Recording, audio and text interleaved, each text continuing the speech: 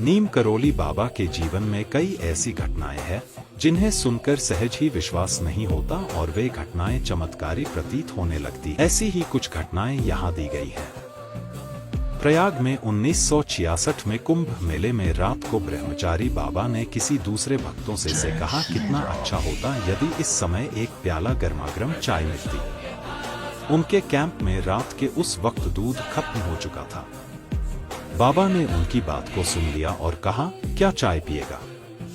फिर अपने शिष्य से कहा, बाल्टी लेकर गंगा मैया के पास जाओ और उनसे कहो हम दूध लेकर जा रहे हैं, सुबह वापस लौटा देंगे। भक्त बाबा जी की बात सुनकर चुपचाप गंगा जी के पास गया।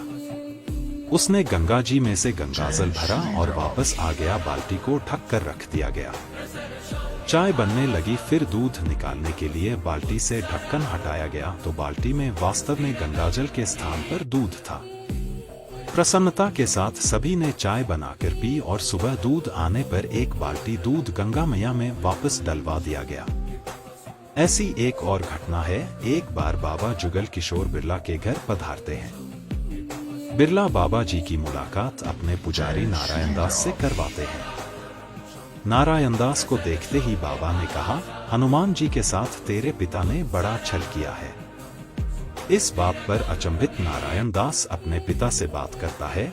नारायण दास की बात सुनकर उसके पिता पन्नालाल कहते हैं, वह कोई संत नहीं, निश्चित रूप से वह भगवान हनुमान है, क्योंकि इस बात का पता हनुमान जी और मेरे सिवा किसी तीसरे को नहीं है। यहाँ तक कि तेरी माँ को भी यह बात नहीं पता।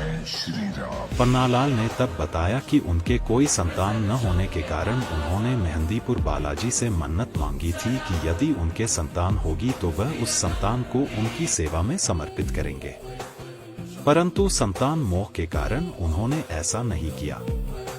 यह बात सिर्फ पन्नालाल और हनुमान जी ही जानते थे। यह बात सुनकर नारायण दास ने स्वयं को महरौली, दिल्ली के हनुमान मंदिर में निस्वार्थ भाव से हमेशा के लिए समर्पित कर दिया।